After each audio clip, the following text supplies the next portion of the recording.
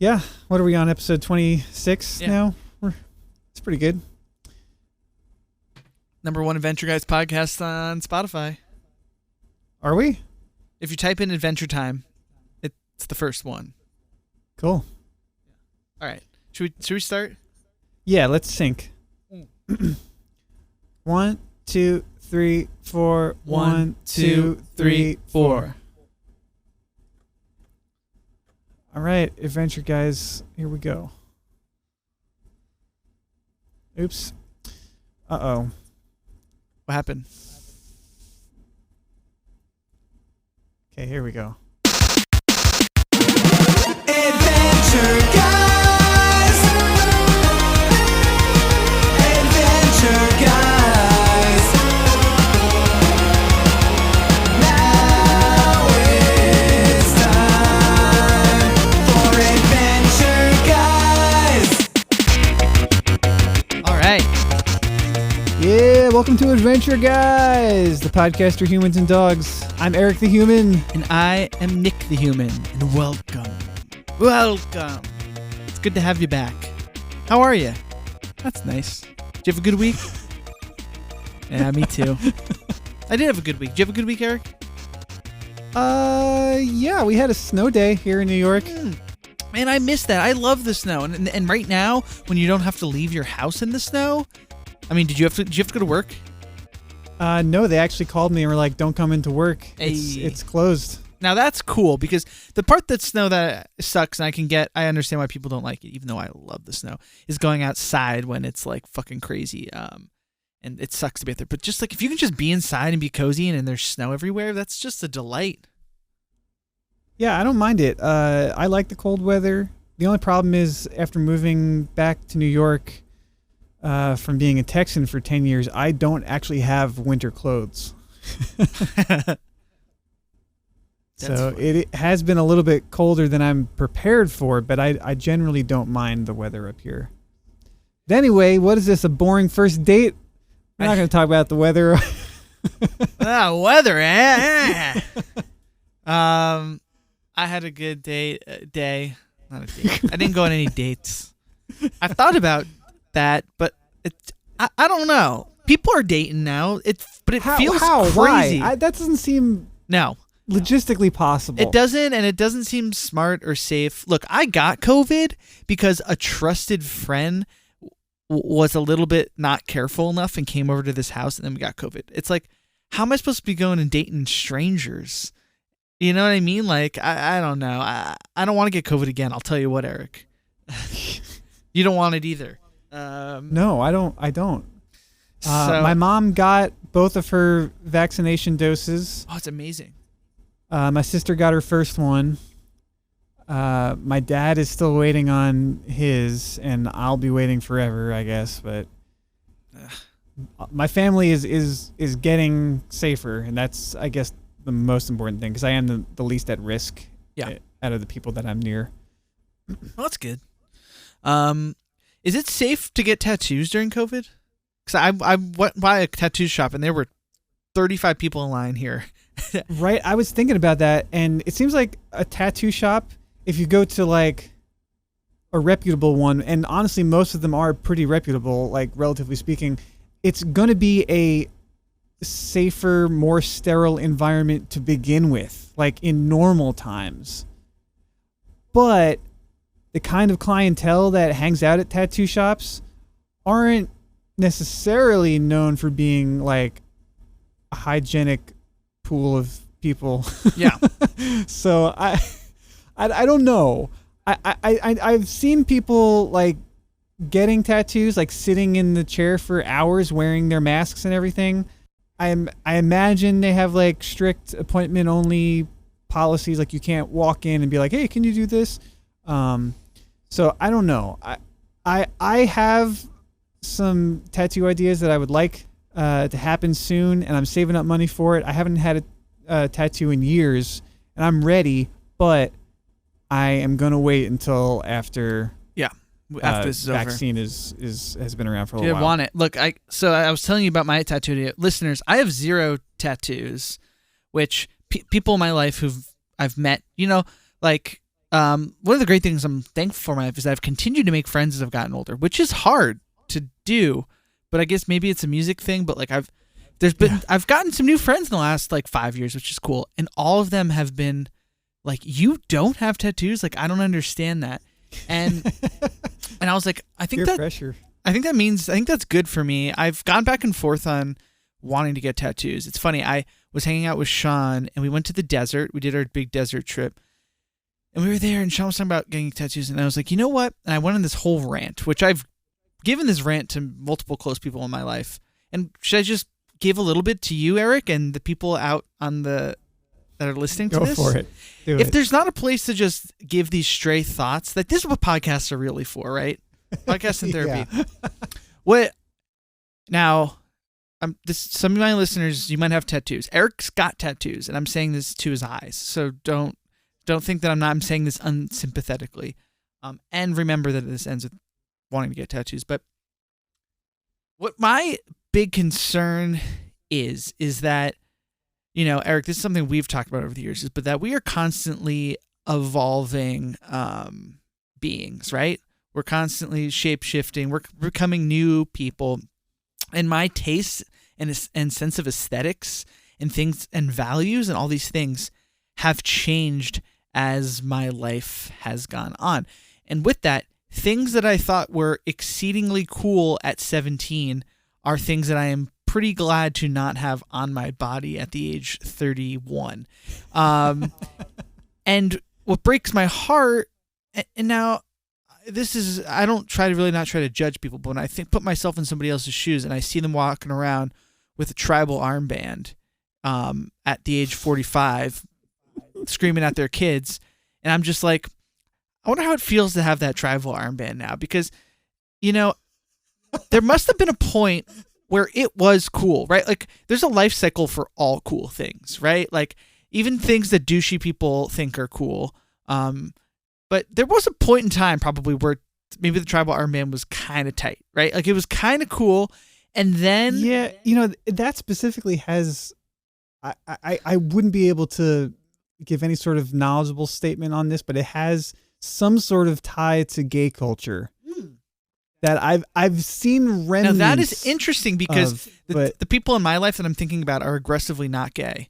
Like, right? I know. Yeah, the listening to Godsmack version of getting tribal tattoos. Yeah, they would. Right. It's a really interesting dichotomy that it somehow made its way to a small sect of gay culture. Right. Or there's just other things that you see them, and I see them tattooed on people, and I'm like, I bet you thought that was cool at the time. You didn't put enough thought into it. That's not a good enough design. But this is me judging, and then having that on you and kind of like tethering yourself aesthetically to something. I really like the idea of being a blank canvas and being like, in a number of years, I could become something completely different. But so I was like, I don't think I ever want tattoos. But I also really like the idea of getting a tattoo and having it marking a time in your life that is super important to you and that you actually kind of want to remember and access, and like channeling that and having that as a reminder, sort of as a tattoo. That might be a romantic idea that I'm having, Eric, but that seems like a pretty cool idea for me. So I'm like, you know what? I kind of want that. Like, I kind of want a reminder in my body that's like, dude, remember how passionate you were about music and how much this meant to you and all these things, and and remember, like, when you would, like, sit around your basement and listen to records with your brother, and, like, it got you through really hard times and made you friends with everybody you are in your life.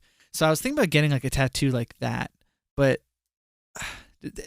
what do you make of my arguments? That was always my long-standing argument for never getting a tattoo. And now I'm like, this is my argument for actually I kind of want one. Right. Well, in my experience, as someone who has plenty of tattoos, the point of view of thinking, wow, like, if I had gotten that thing that I liked 12 years ago tattooed on me, like, I would regret it so much at this point in my life, is conversely ridiculous in the way that someone who has 12 years worth of tattoos absolutely does not care about those kinds of bad decisions. I've heard people who don't have tattoos or who have one or two tattoos express your point of view exactly time and time again. And the magic wears off after you start getting to like tattoo 4, 5, 6. Honestly, I don't even even the question, like, how many tattoos do you have? I don't think I can answer that. I seriously don't remember like separate sessions. I think I would, if I really tried to figure it out, I would get that wrong. So yeah, having had tattoos now for 15 years, all of the magic is gone. It does not matter. It's just funny shit to put on your body. I love that I love that I'm telling you, your answer not only refutes why I don't want tattoos, but it also sort of refutes why I do want tattoos. It's almost like you're putting so much meaning on it, either positively or negatively. It's like you can just go ahead and take all that intensity down. yeah. Yeah. Nobody who has a lot of tattoos thinks about it as intensely as you just put it. I know. It's so true. I'm telling you, the first tattoo that I get out of quarantine is going to be an Adventure Time tattoo. Oh, whoa, that's sick. Yeah. I have something planned out. I don't want to talk about it or jinx it yet, No, but don't. I have an idea. I'm going to try and draw it myself and then maybe hire someone more professionally capable to do a better version of it. But that'll be my first tattoo out of quarantine. And then my second tattoo out of quarantine, I'll say it right here, right now. I'm going to get a Pokemon chest piece. You were telling me, you said, I have an idea for a chest piece and I want it. I did not know it was Pokemon themed. I'm committing to it right now, right here. Dude, hell yeah. Hold me to it. Do you want to talk about what it is more, or would you rather just... No. Okay. No, I'll leave you and the listeners hanging. All right. So I'm thinking about mine, back of left arm, inside arm, thighs is pretty cool. I'm thinking back a left arm. Yeah, so all the places that no one would see it. Right. Great. Right. Because that way I can function as like a normie, because I'm like sort of a normie. But I wanna get a chest tattoo, of a Pokemon chest tattoo, for the express purpose of not having to wear a shirt and to tell normies like, hey, we don't need to interact. yeah, this is how serious I am.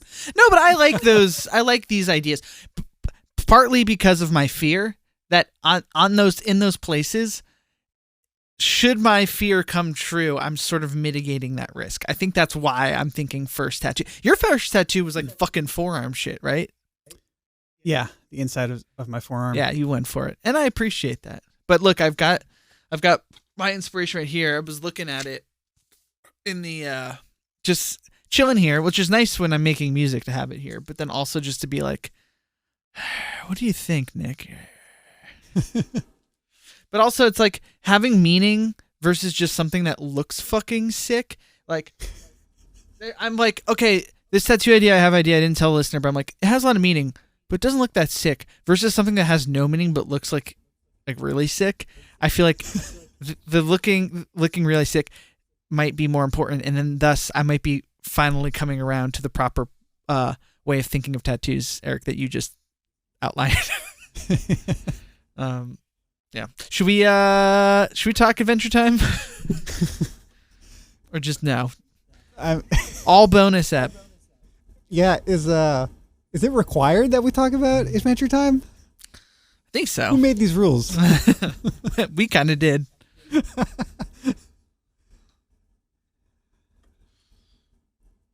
Episode discussion?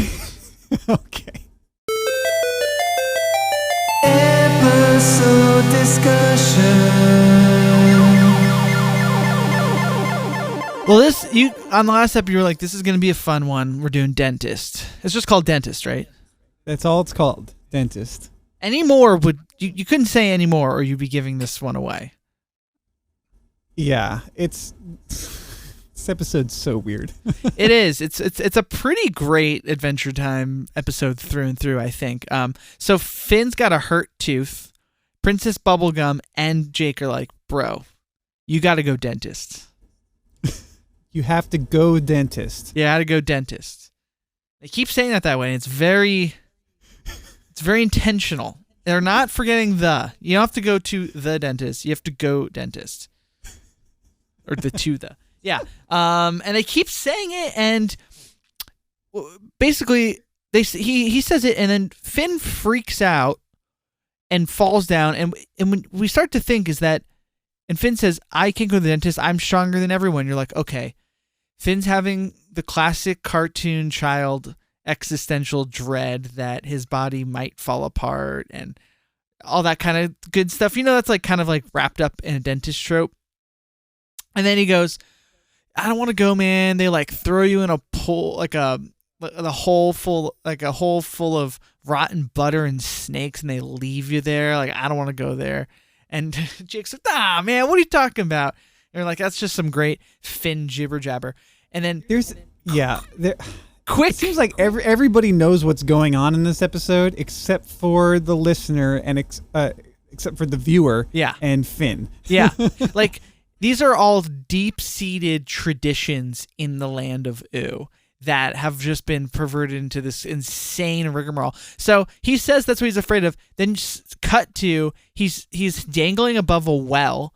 You have like Starchy and different people throwing butter and snakes into the well, and Princess Bubblegum gives a thumbs up to Jake to let Finn fall deep, deep, deep down into this well. They throw him through the roof of the well. It's like right. Nothing makes sense. Through the roof of the well. Yeah. And then he lands and he's like, oh, this is soft sand. And then he's looking around and you see there's an ant army base. And you see the ants, they're marching around, they're doing stuff. You see them flying planes, even though they're underground, they're flying planes. Then you see like a little ant fight club going on too. The ants are fighting while all the soldiers are around like cheering. It's really intense. Yeah. And who does the Lucy Lawless is the voice of the ant colonel? Well, I think the ant captain is Andy Daly, which is great. And then Andy Daly's in it too. Yeah. And then Lucy Lawless is yes, like the captain, and she immediately takes out plans and goes, oh, let's look at your file. Okay, you're a fighter. Okay, we're gonna put you in this battalion. And Tim and Finn's just sitting there going, my tooth hurts. Like, hey, what is this army shit? Like, my tooth hurts. And we're like 2 minutes in, right, Eric? And then they finally decide to describe or tell the viewer what in the fuck is going on. Yeah, so Finn's just got to go on like a secret mission with Tiffany, and then they will reward him by fixing his teeth. Tiffany? I'm going to kill you, Finn. Tiffany is such a freaking jerk. He's like, nothing that he says makes any sense. He just goes on these crazy ranting monologues, and I found myself just staring at the screen being like, what happened? This character said a lot of shit, and I didn't understand any of it. Yeah, it's kind of like childhood chaos because the voice of Tiffany, right? Is that like an actual kid? It sounded like it was maybe one of the voice actors from Summer Camp Island, but I didn't double check it. It sounded like a legit child doing the voice. I think the name I saw in the credits was Colin Dean or something like that. And I was like, whoa. 'Cause first I thought it was a girl, but then I was like, no, this is a prepubescent boy. And they keep calling Tiffany him, so. Yeah, he's a kid. He did a voice in Over the Garden Wall. Oh, I have not watched that show. People have told me that is a must watch. You know what? This is ridiculous, but I started watching it. I watched like the first 4 episodes, and it's only like a 10-episode miniseries, or if even. Yeah. And I didn't finish it. Wow. I forget when I did this, but it was at a distracting part of my life where, for some reason, I never came back to it. But I will. It's on my list of shows to watch real soon. Wow. So get this. So like, what year did this one come out? this ep. Sorry, I just fucking closed out of my thing. Season 6 we're in, so I don't know. I'm opening it up. I can give you. Oh, here it is. I can give you a real age on this child. 2014, November 28th, so 2014. He was probably the voice actor was 8 or 9. Yeah. And it sounds like it, which is pretty great. And the shit that they have him say is just ridiculous. Yeah. So I think like he's really supposed to embody like that child in the neighborhood who causes a lot of ruckus. And you're like, we're still both kids. We're really close. Jake used to be friends with Tiffany. Like, we have similar friends. Like, it's not like a bad person, but you're also like, but this is like a bad way my life could go or something. And like, just sort of that nonsense. Like when you're a kid, it seems nonsensical, just the way. Yeah. Have you seen any of the other Tiffany episodes? No, I was so confused about Tiffany's inclusion. Yeah, there's a few other appearances, and there's like some backstory with like Jake being part of a heist team, and they would run capers and shit, and Tiffany was on the heist team. But there was a falling out, and so now Tiffany hates Finn and Jake. But I seem to remember in my mind that this appearance of Tiffany was the most malevolent that character ever is in the series. Like, wow. It reaches the apex of being a shithead. Right. Well, and we're left to believe that Tiffany, is dead at the end of the episode, but that's he comes back. I forget under which circumstances. It's almost never the case in this show that someone's truly dead. But anyway, yeah. So basically, Finn, if he wants to get the dentist work done, he's gonna have to enlist in this army, complete a mission, and then they will do the dentist work. That's how this works. You have to go dentist. The hardest part of that is that he's got to do it with Tiffany. They have to work together, overcome their differences. Too bad. That's dentist. That's what the colonel says. And then they're in the dining hall. All they're eating is sugar. And Tiffany, the first thing says, "Finn, I'll kill you." Like, just out the gate. It's just like, it's insane. They sit down next to each other. And I think Tiffany says, then they start going. Tiffany goes on a crazy monologue about how Jake and him, like, after Finn dies, Jake will need a shoulder to cry on. That will be Tiffany. Then they'll go on, and Jake will be the crime lord he was always meant to be. And instead of just stealing banks, they will steal whole banks, like entire banks. Like, do you understand? Like, the buildings themselves. Like, that's the bank. And Finn's like, yeah, I fucking get it. He's like, you're not so different, you and I. Don't pretend like we are. And then he runs away, and Finn kind of looks at himself in the sword and is like, that guy's going to stab me when I'm not looking. Like, I know that. And then he's like, okay, well, it's fine. We'll just get through this. And then they go in to where they're supposed to face off against these worms that they're going to defeat. And immediately, Tiffany, the worms come through the walls. They're coming at them. Like, they're big and scary. And Tiffany immediately tries to stab Finn literally in the back. And Finn is like, yo, not now, Tiffany. Like, we got to beat these things together. And Tiffany's like, oh, okay. It's like, what? But then they're a good team, and they like beat all these Dune-style worms, like, and they chop all their heads off and in half, and it's fun. And they're actually a really good duo till the end when Mother Worm comes. And Finn almost falls in, and Tiffany's sort of like, look, I can't push you in, but I also can't save you, so I'm going to walk away. Finn falls into the mouth of the worm and then gets immediately like puked back out and shot up, hits his head on the ceiling, his teeth smash, hits Tiffany, who falls in and gets swallowed by the big worm. Some fitting justice. Yeah, it's all very weird. We skipped over honestly, like, the character arc of Tiffany through the series doesn't make a lot of sense. In this episode, I don't really know where he went. I don't really know where he started. I don't really know where his arc ended. No. But he was eaten by a sandworm. Eaten by a sandworm. What I will say is I passed over. I wanted to bring up, which was my favorite quote of the episode, is that Finn is dangling. Yes. And is trying to convince Tiffany to pull him back up. And Tiffany is like, no, we're not doing this. And then, like, I'm going to let you fall or whatever. And then he's like, why are you smiling, Finn? Finn's like, oh, I wasn't listening. I was just going to, like, let this go by and, like, forgive you. And then, which is great. And then he's like, I don't know. And he goes, look, Tiffany, we're not oil and water. We're not that different. What we are is oil and vinegar. It's good together, man. It's yummy. Come on, bring me up. It works.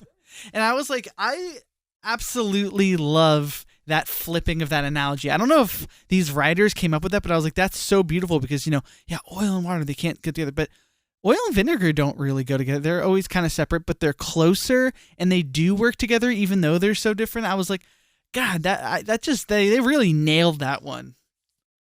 Yeah, I think we're not oil and water, we're oil and vinegar. I'm going to keep that in my mind. Tiffany's last name is Euler. Oh, really? Yeah. It doesn't really work with Finn Merton. No. Although, this is... Well, here's some miscellaneous mania of jumping the gun. This is the first episode that Finn refers to himself as Finn Mertens. Oh, really? Yeah, he said that. He says...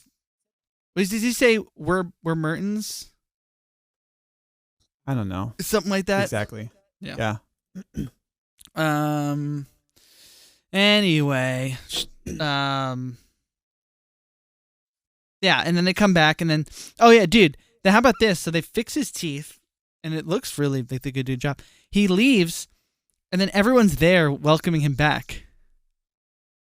And yeah, he's like, "What the fuck? Why did you guys not tell me? Like, you knew this shit was you knew like Tiffany this the whole was time?" there, and they're like, "Shh," and it turns out that the fly spy, is there. And now I want to ask you, were the flies be working for the worms? I don't know. I don't know anything. This episode was so confusing. Yeah. It seemed like just a bunch of bizarre plot points that don't connect to anything else, just to make a silly episode. Still pretty fun, right? Yeah, it was very fun, but there was no way to make sense of anything that happened here. So good. Hey, did you see the snail though? Did you see the snail? Did you see the snail? Did you see it? No, I did not see the snail. Nick, did you see the snail? Yes. Oh, really? Yeah, I saw it. Good job, bro. I thought Good job, bro. Thank you. I saw it. I thought I saw it, and then I was like, I have to rewind him. Sean, did I just see the snail? He just looked at me like, he's like he saw it. And I was like, I think I saw it. Can we go back? He's like, you're not allowed to rewind. I'm like, I think we are. I was like, dude, I don't know. I think I saw it, or that I thought he was there. Like, I don't know. So I did want to ask you, like, what's the rules on that? It's funny because I thought it to myself, like, did I just see the snail in that frame? I should rewind it and check. I'm like, nah, I don't care that much. Okay. So I guess if you cared enough to actually rewind it, then it's fair game. Then it's fair game. All right. So congratulations, Nick. We get a rare occurrence. The congratulations. The Congratulations, Nick theme song. All right. Play it, baby.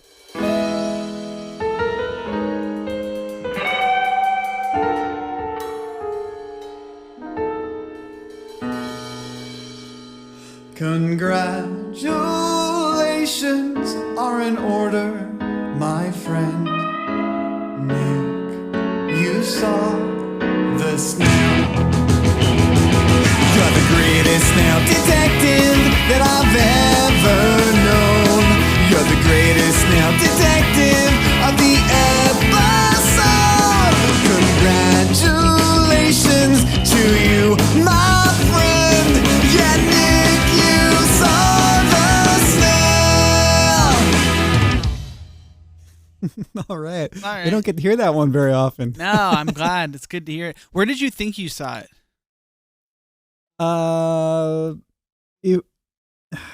It's hard for me to remember. I think it would have been in the lower left-hand corner of the screen. Is that right?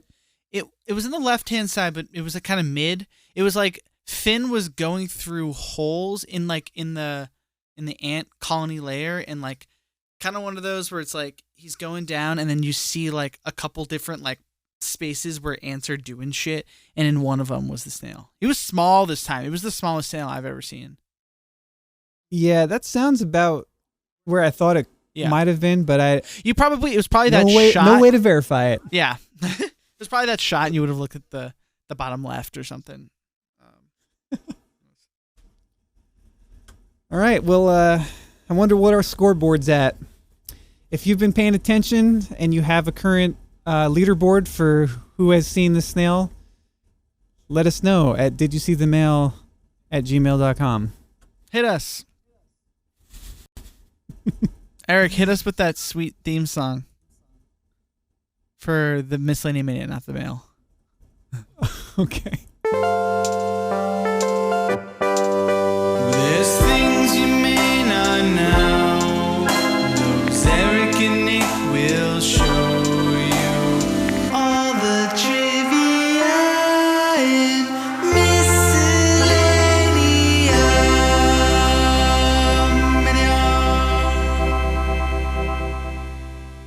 All right.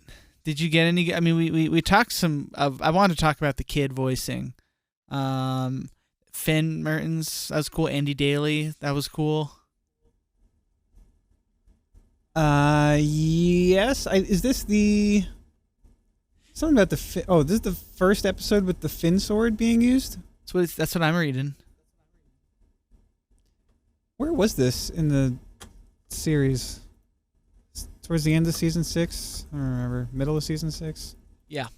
The whole Finn sword arc, I guess, where he gets the Finn sword. I remember that being a really confusing and cool part of the show. I would love to experience that. There was time travel involved. And you know me and time travel. I love it. You love it. I love time travel. It might be the only instance of time travel in Adventure Time. Yeah. Can anyone verify that for me? I don't know. You know what's funny about this is that you actually like time travel. I thought that you didn't have time for time travel. Like, it was just too dumb. But I think I remembered that wrong. When did you think that? Just now. Based on what? We've had an on-air conversation at length about how much I love time travel. I know, we did talk about that. Maybe I'm just thinking I thought that there was something time travel related where you're like, I don't have time for all this.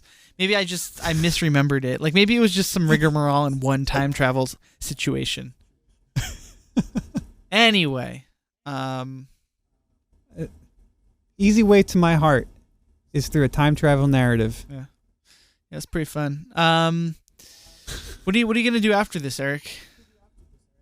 This podcast. After this podcast? Yeah. I might practice drawing. Oh, fun. How's those lessons going? All right. I've reached a point where I think I've watched a lot of the video courses and done the online lessons and that kind of thing.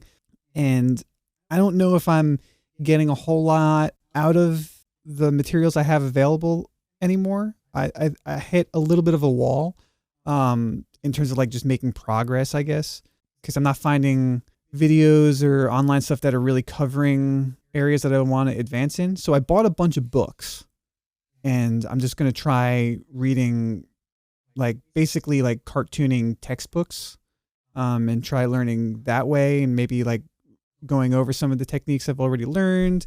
And I don't know. We'll see how it goes. But I've got some books to go through, and I think I might start trying that tonight. That sounds fun. I can't wait to see how you go for. You shared on Instagram, right? A photo. Yeah, I did a little cartoon version of myself. I want to figure out like a quick way to draw a character like that. Yeah, I know we talked about how time-consuming and painstaking the animation process is for shows like this, because like drawing takes a long time. But that said, these really good storyboarders and cartoonists, like they learn their methodology so that they can draw the same character the same way efficiently over and over and over again. And that's I guess that's what I've found to be the case, in that I'm not necessarily learning how to draw things. I'm learning how to learn how to draw. there's like an extra meta layer there where it's like you don't just learn how to draw a hand. Right. You learn how to draw this particular character's hand. And so that like if you want to have that hand pointing, you'll be able to figure out how to make that hand point. If you want to have the hand like punching someone, you'll be able to figure out how to make that hand punch someone. So you have to like understand a character so that you're able to figure out new things to do with the character, if that makes sense. Yeah. It's like, it's such a crazy process learning this skill from the ground up. I'm like in way over my head, but it's still fun. So Dude, I love it, man. I love hearing about it. yeah, hopefully I'll have some more to show for it soon. Well, that'd be fun. But I can't wait to. yeah, I still got a lot of work to do. I can't wait to hear more about it. Yeah, so I don't know. I'm still on a weird schedule, so You're gonna be up for a little I'm bit. going to be awake for a long time. So I'll just like draw a bunch of cartoons. Nice. I don't know. Are you? Oh, it's Friday, so you don't work tomorrow, I guess, right? No work. What's happening? What's happening in the music industry now? Like, are we past the holidays? Are things happening? I don't. People are just putting out songs and making TikToks, and TikTok is just like. Did you read about Olivia Rodrigo's driver's license story? She No. put out her first song and it was #1 first week. Broke records for most streams in one day on like its like first or second day of release. Powered off the back of TikTok. It's felt like it's felt like really just like it or not, like TikTok isn't just like a fad. Like, you know, like, oh, there's like this thing. It's like, no, now it's like it's gonna be, or it could be a fad, but it's gonna be around a little longer. Like it seems like it could have it's moving into like, okay, this is gonna be like MySpace. This is gonna be around a little bit. There's gonna be a generation of artists that came up during the TikTok era. Like, you know, the MySpace era people call. Like, Yeah. so someone said that recently. They meant it complimentary. They're like, it reminds me of MySpace, but like. That was our old ska band. Yeah.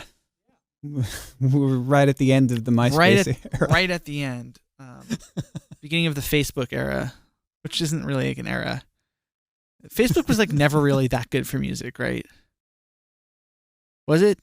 You know, You couldn't like discover think shit. it's- Like the thing was that on MySpace, like right, like I discovered bands on MySpace. Like you could like find a band and then like they would have their top 8.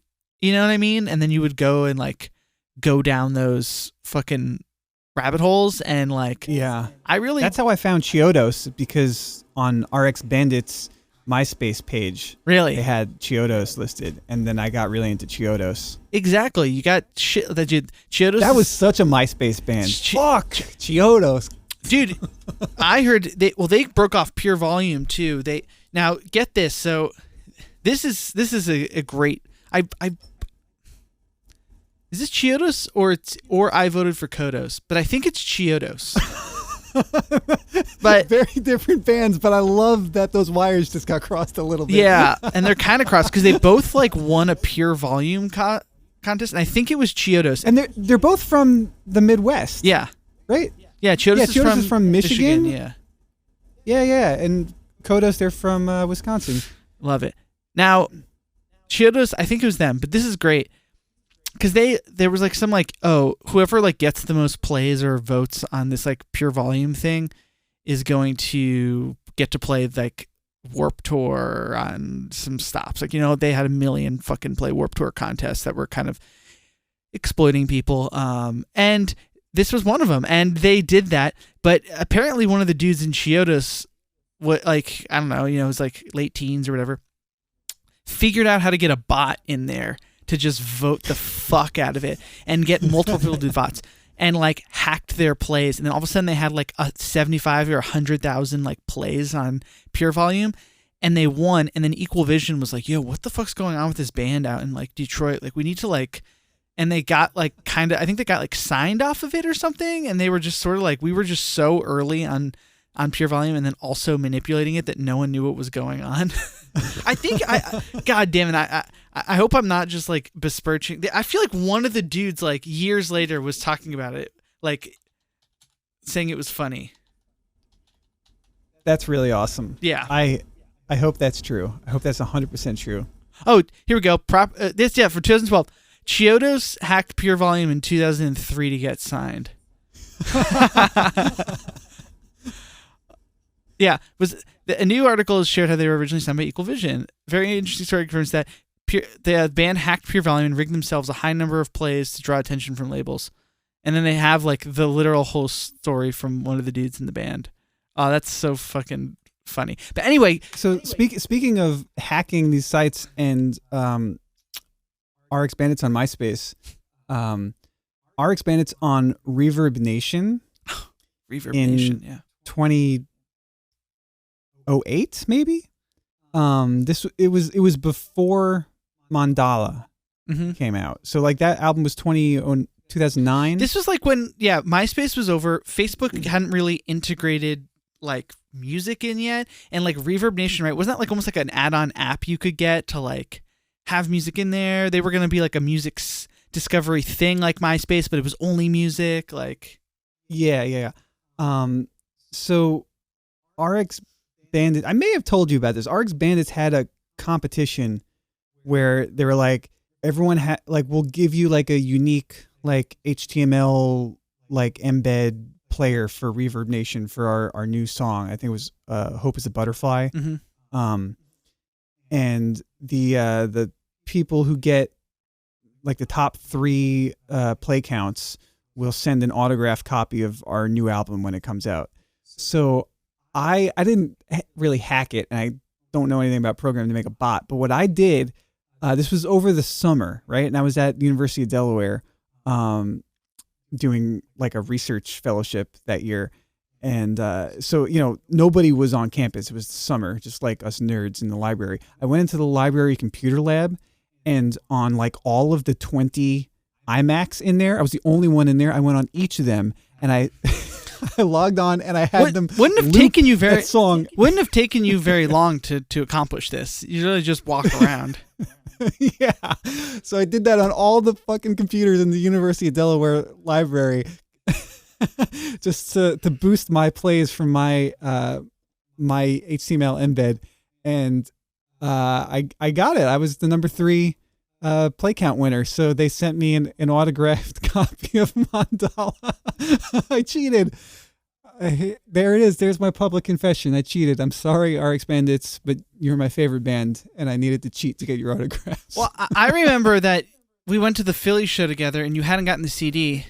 And yes, that's right. And I remember just going up to the merch person. It was like a woman, and I was like, "Hey, he hasn't gotten his CD that this for." And she was like, "Oh, okay, I'll tell Kathy or whatever." Yeah, I was like, "Oh yeah, and how do you say the drummer's last name?" Everyone calls him Sigak. Is it Sigakis? And you were like, "Dude, yeah, why are you like being so aggressive about how you're communicating?"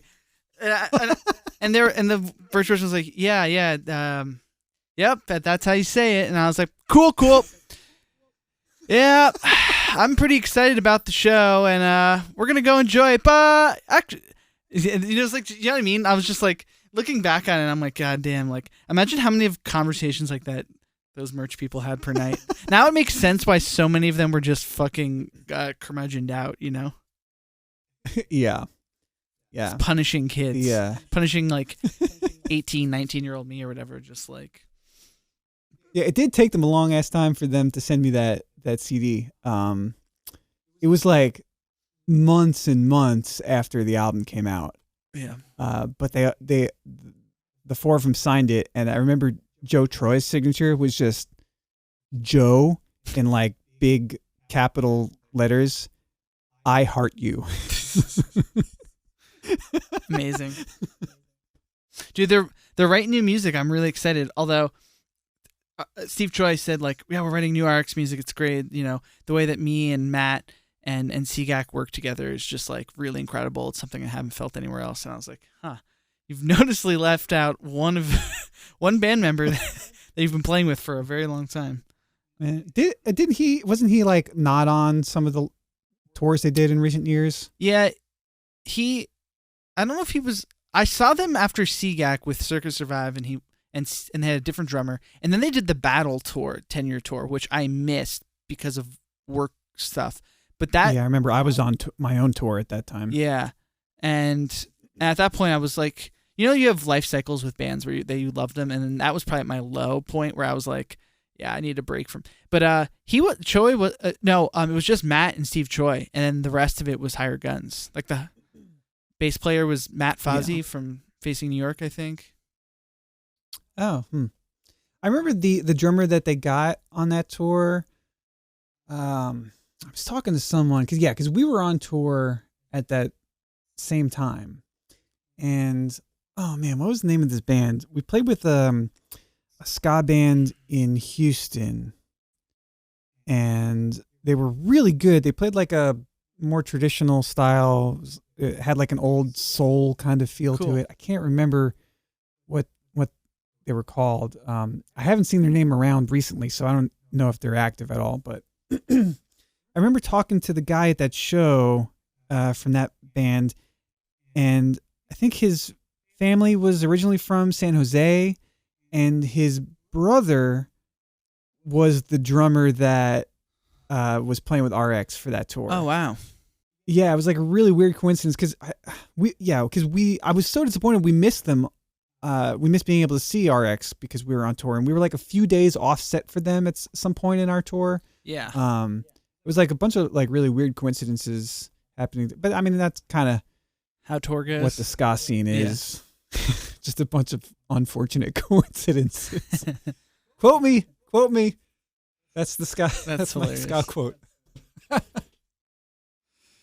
All right. So what were you saying about MySpace or Pure Volume or something? Oh, just that like TikTok is like this is going to be the TikTok era. Like there are going to be bands that be like, oh, that was like a TikTok band. That was like a TikTok artist. Like they came up during that time.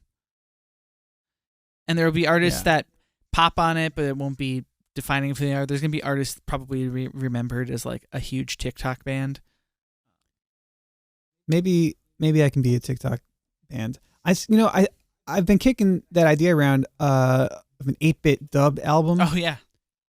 I have like some material. Nice. And I think I'm seriously going to do that. I love it, dude. You should think about it.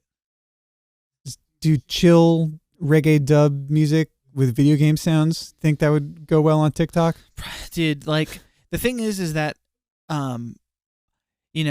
up until even like this summer, like there was like specific types of things that were going well on TikTok. Some of it was weirder. Then there was a lot of these dances, but it's just like expanded so far and wide that there's like all sorts of like niches for all sorts of people. And it's like, it's no longer just one thing that's going crazy on TikTok. Like, like this summer I got really into watching frog videos, and that was all from TikTok. And like, yeah, I love frogs, There's like, yeah, man. Why wouldn't you? Yeah, they're so chill. There's everything's on there. So that could, you know what I mean? Like that could really find a spot. Yeah, it's funny. That's what's going on in music. I don't know. I'm gonna listen to it. I'm gonna make some music tomorrow. I think I'm gonna go to bed soon though, or watch a movie. Two different things. I was watching Mallrats before. Oh yeah, and I haven't watched any Kevin Smith movie. I think we even talked about this on the podcast. I haven't watched anything by him in like so long after loving all those movies. And it's so crazy to think I was like, man, when I was watching this movie, it had just come out like 10 years ago, and things that came out 10 years ago are still sort of culturally relevant. You know what I mean? They're in the ether, and you respect that, whatever it is. But now it just turned like 25, and that's like a totally different thing. Yeah. But I'm enjoying it. So did it hold up? I'm only halfway through. Jason Lee is still hilarious. Wait, you watched half of a movie? Well, then we had to do the podcast. I started it. You turned off Mallrats to do this podcast. Yeah, I started it, and Sean was like, don't you have to do the podcast? I was like, yeah, but I just felt like putting it on. Irresponsible. But I think it's a movie that I've seen a lot of times, so... Yeah, let me know how the second half of it goes. He's still hilarious, and some of the dialogue still had us laughing, so that's good. All right, well then let's pick our next Adventure Time episode for next week. What are we gonna watch next week? What are we gonna watch? It's the episode generator. Okay, 219, which is season 7, episode 20, Bad Jubies.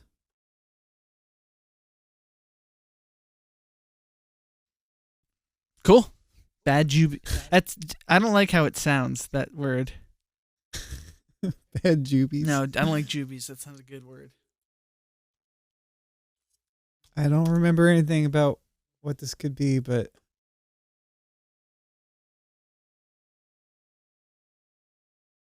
I feel like this is an important episode, but I don't remember. Oh, this is the okay, yeah, okay. All right, cool. We'll see what it is. I'm not even gonna look it up. I'm excited. All right, good ep, Great, everyone.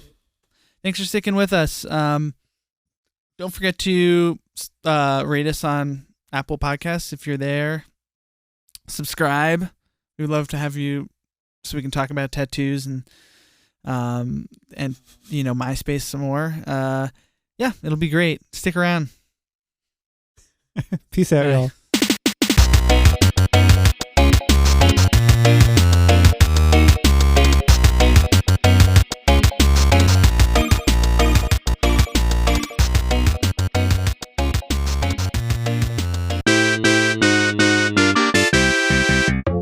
Bonus clip, bonus clip, bonus clip.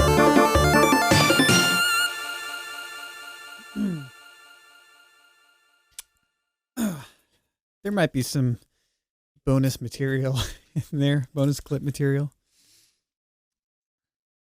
People say they like it. The people who are listening seem to like that stuff, The bonus clips? or just the non Adventure Time talk. Did you see? Yeah. Our it's infuriating to me because I'm like, our unique listeners is just now up. Like, it's been in the mid 40s, but like our estimated audience number isn't going up, and it's just driving me crazy.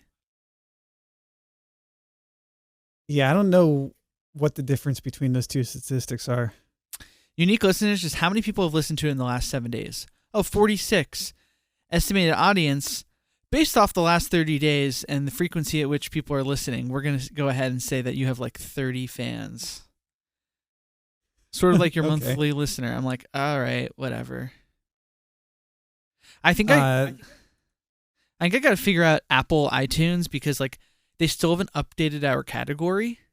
So there's a thing you can distribute directly to them from Anchor, or you can distribute to them directly and then Anchor will ingest it. I don't know. I gotta look into it because I'm just like, fuck. I think if that updates, it'll sort us correctly, or at least it should, hopefully. yeah, I don't know. I think we're doing okay. Dude, I'm feeling good about it still. We've got a couple more people in the door. Nobody's like leaving That we know of, I guess. that we know of. Maybe if somebody leaves, then their spot is immediately taken over by someone else. Yeah. Which I guess it might be why the 30 number is there or something. I don't know. Yeah, I don't know. I think the most recent episode of Back to the Island, Jeff said that they were getting between 500 and 1,000 plays per episode. There's a Jefference for you.